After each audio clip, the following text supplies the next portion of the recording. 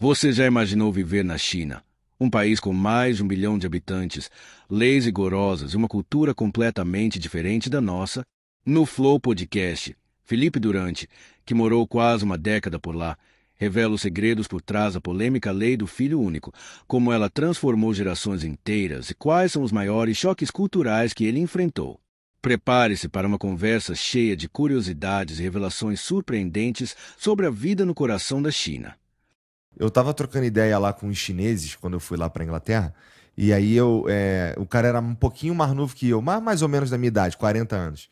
E aí eu fui perguntar pra ele assim, cara, e aí, tu tem irmão? Ele falou, cara, ninguém da minha idade tem irmão. Então, teve a lei do filho único, né? Aham. Por quê? Como eu falei, acaba a Segunda Guerra Mundial, vem a Guerra Civil em 49, começa a República Popular da China, 500 e poucos milhões de habitantes. Quando o Mao Zedong morre em 76, já tinha mais de 900 milhões de pessoas. Então os caras chegam assim, pegam ali no início dos anos 70, cada família tinha aí cerca de 6 filhos por família, já começa um plano de redução. Isso até nas grandes cidades, as famílias... Sim. Entendi. E o foco era ter 3, né? E aí chega no fim dos anos 70, as famílias estavam em uma média de 3,6 filhos por família. Não era o suficiente. E aí o governo tá ali com uma população de 1 bilhão e pouco de pessoas, como é que dá comida, segurança, saúde, escola para todo mundo? Aí vem a lei do filho único, que no começo ela era bem abrangente, mas depois tinha tanta brecha que só 38% da população realmente se encaixava na lei do filho único. O pessoal que morava na roça podia ter 2 filhos se a primeira fosse uma menina. E aí também essa questão da menina, até hoje não pode fazer ultrassom do bebê, porque tinha muito aborto de menina, né? Então, tem vários problemas, óbvio, né? Tem vários problemas. Um dos problemas demorou demais para acabar.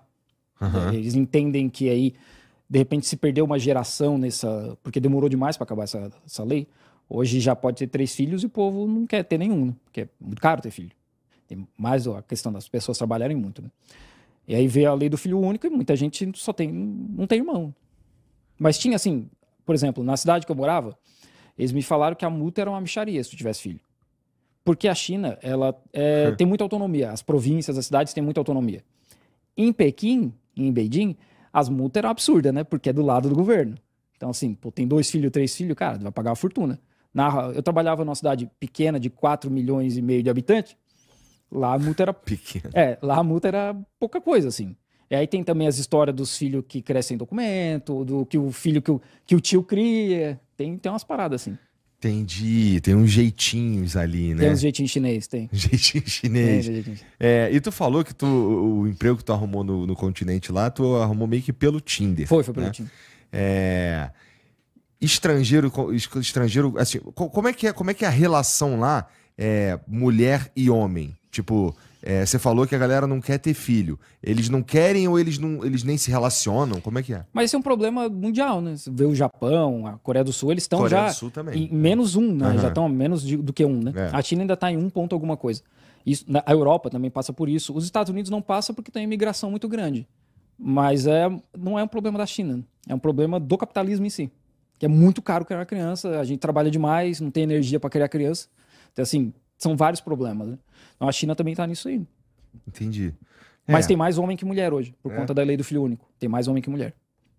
Pelo menos registrado, né? Ou, se bem que você falou que esse lance da galera abortar lá, fazer ultrassom, eles viam que era menina e Sim, abortava. Sim.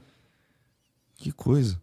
Mas por quê? Porque é a sociedade conservadora também, né? Como é machista, como é no Brasil. Então, se dá a preferência para o homem. E porque também, antigamente, hoje nem tanto assim, né? Mas antigamente, a menina casava com a família do marido. Ela casava e ia se mudar para a família dele. Então, ela ajudava a cuidar dos pais do marido. Entendi. Então, se só tem uma menina, quem que vai cuidar de vocês quando você envelhecer? Então, tinha um monte de coisa, né, nesse processo. Entendi. Um monte de... Mas a ideia de que homem trabalha mais, sabe? Aquela coisa, homem é mais forte, produz mais, pode ter mais dinheiro, essa coisa toda. Né? Aham. Bom, parecido com o pensamento do resto do mundo, Sim. pelo menos, né? Mas essas coisas... Qual que é a principal mudança, na tua opinião, durante esses 9 anos que tu tá vivendo lá? Existe alguma coisa que mudou, assim, a ponto de chamar a atenção, cara? O que a gente vê hoje a economia da China crescendo menos, né? Principalmente depois da pandemia, Aham. mas ainda cresce 5% por ano, 6% por ano, que pra gente seria bastante. Só que pro chinês, que estava crescendo 15%, os caras olham aquilo, pô, a economia tá mal. Os chinês, o meu professor chinês, o pessoal que trabalhava comigo, eles falavam, pô, a economia não tá bem, cara. Porque os caras acostumaram com o salário triplicando a cada 10 anos. E a economia bombando, e o país bombando e crescendo, e prédio subindo. Aí vem a bolha imobiliária, não precisa mais ficar construindo tanto prédio, né? Então já não vê mais o horizonte mudando como era antes. Porque já não tem mais essa necessidade, e já não tem mais dinheiro para isso. Uhum. E o dinheiro agora foi para as empresas de tecnologia. Então, assim, a gente vê mais ou menos isso, né? E aí a percepção do chinês de, pô, isso aqui não tá tão bom como era antes. Realmente, mas, pô, 6% por ano ainda é bastante, pra né? nós aqui era um sonho. Os Estados Unidos não tá crescendo nem 1% esse ano. Então, assim, a percepção é muito diferente, né? Sim.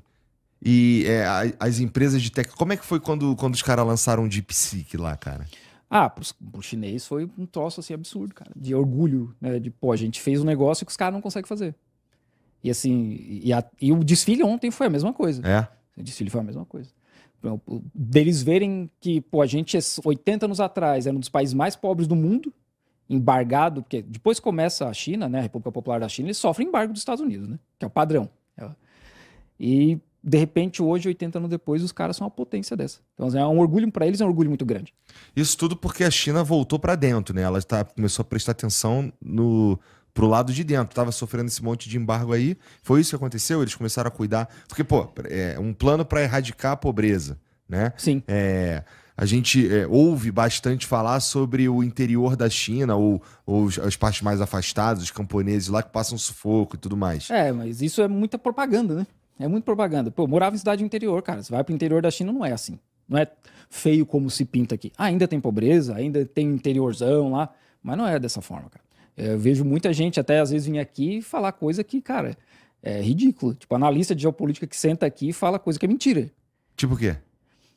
Que, por exemplo, a conversa que a gente tá falando da questão das hashtags, né? Uhum. Teve um que veio aqui e falou, no Ocidente isso não acontece. Pô, Estados Unidos, cara, começou a guerra da Ucrânia, eles levaram um monte de influencer pra Casa Branca pra brifar os caras do que eles deveriam falar. Então, assim, acontece, cara, igual. Tem coisa que acontece na China, que acontece nos Estados Unidos. Nos Estados Unidos é liberdade. E na China, não, o Partido Comunista malvado. E assim, é direto, cara. Tipo, questão do crédito social, balão espião chinês. Pelo amor de Deus, cara. Tem um aí que até hoje tá no Instagram do cara, o vídeo lá do balão espião chinês, mano. 2025, os caras achando que a China tá precisando botar um balão pra sobrevoar o país. Não dá, né? Os caras com satélite, tinha uma imagem, 3 semanas atrás tinha uma imagem do aeroporto nos Estados Unidos, um satélite chinês, vendo assim, os carros, tudo movimentando. Não vão precisar de balão. Não precisa de um balão, né? Então, assim, eu vejo, né, porque eu faço muito react também, eu vejo muito aqui no Brasil a disseminação dessas fake news por profissionais de geopolítica. E aí isso daí é o que te pega, aí tu fica puto. Não, puto não fico, porque no fim não vai mudar nada, né? Mas é triste, cara, porque o cara é profissional, o cara deveria pelo menos verificar a informação do que ele tá falando. Tá. Mas deve ter algum aspecto de morar lá que tu não gosta. No meu caso, por exemplo, eu não falo a língua. Então, ainda, né? Eu não leio fluente, eu não falo fluente. Então, dificulta muito a inserção social, de fazer amizades com... Porque aí limita na bolha de quem fala inglês. E eu não consigo ler as coisas na rua, eu não consigo ler, sei lá, televisão, sei lá. Esse tipo de coisa, para mim, complica bastante. Mas quando né? eles falam coisas do cotidiano, tu consegue entender coisa e se básica, virar. sim. E em inglês, óbvio, né? Então, para mim, isso pega um pouco porque, de novo, a inserção social é importante, né? A gente precisa ter o círculo de amigos, essas coisas assim, e aí, no fim, cria-se a bolha de inglês e aí tá limitado naquilo ali, né? Eu morava numa cidade menor antes, que tinha 100 e poucos estrangeiros. Então, era muito difícil, porque o pessoal tem a sua vida, né? Então, é difícil se encontrar para fazer alguma coisa. Então, limita muito a questão social. Para mim, hoje, esse é o maior problema, né? E arrumar emprego lá é mole? Não tanto mais, porque a China não precisa mais tanto estrangeiro. Por ano eles formam 2 milhões de engenheiros. Então não tem tanta necessidade de estrangeiro. Hoje essas vagas que pagam uma fortuna e tem uns... Esse foi mais um corte incrível do Arquivo Cash, direto do Flow Podcast com Felipe Durante. Se você curtiu essas revelações sobre a China e quer mergulhar ainda mais nesse papo cheio de curiosidades e histórias surpreendentes, o link para o episódio completo está aqui na descrição com todos os créditos. Não esqueça de deixar seu like, se inscrever no canal e ativar o sininho para não perder nenhum corte que vai te deixar por dentro de tudo. Até o próximo vídeo. Tchau.